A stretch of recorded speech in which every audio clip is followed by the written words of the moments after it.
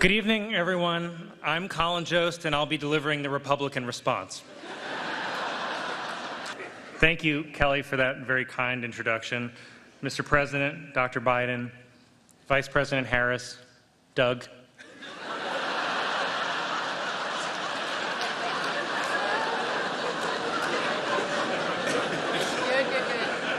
Doug, as you can tell from all the comments about my wife, I'm also used to being the second gentleman. I have to admit, it's not easy following President Biden. I mean, it's not always easy following what he's saying, like...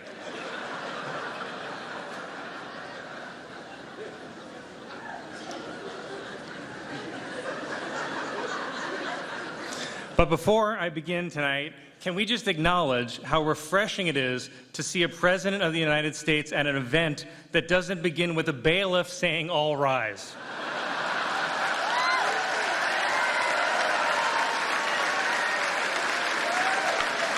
And I would like to point out, it's after 10 p.m., Sleepy Joe is still awake, while Donald Trump has spent the past week falling asleep in court every morning. Though Fox News said he was just being anti-woke. It's also wonderful to be back in Washington. I love being in Washington. The last time I was in D.C., I left my cocaine at the White House. Luckily, the president was able to put it to good use for his State of the Union.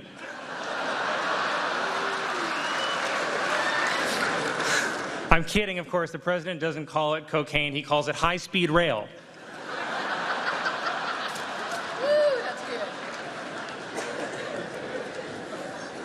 By the way, can you blame the guy for turning to cocaine? He must be exhausted, orchestrating 4 separate trials against his rival, rigging the Super Bowl, and gearing up to steal a second election. Wow.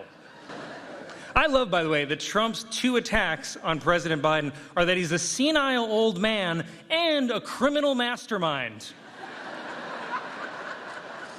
I'm like, I think you gotta pick one. Also, it's not like Trump himself is young and sharp. I'm not saying both candidates are old, but you know Jimmy Carter is out there thinking, I could maybe win this thing.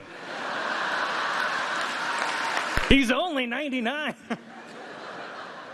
There's an election 6 extremely long months from now.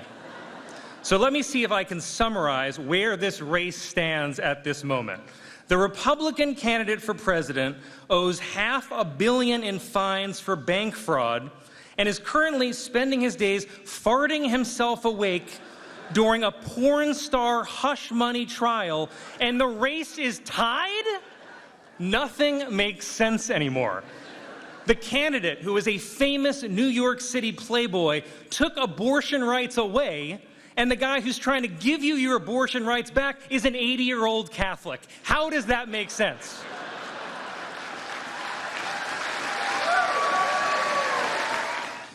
People keep asking if our lives are better than they were 4 years ago. Of course they are. 4 years ago, we didn't have online sports gambling. What more do you need?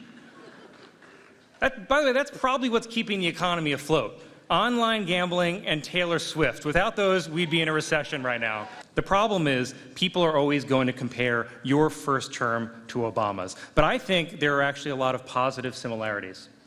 You both made big strides in healthcare. Obama got us out of a recession. You got us out of a pandemic. Obama got bin Laden. You got OJ. And by the way, now that OJ's dead, who is the new frontrunner for Trump's VP? Is it Diddy?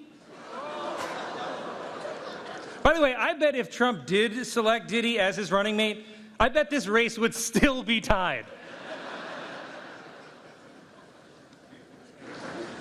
And finally, I wanted to thank my family, and I wanted to thank my friends for being here tonight to support me. I want to thank my wife for enduring lots of jokes and for agreeing to individually meet everyone in this room right after the ceremony.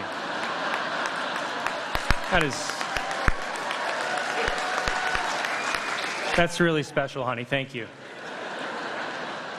Don't be shy. Come right up. She hates privacy.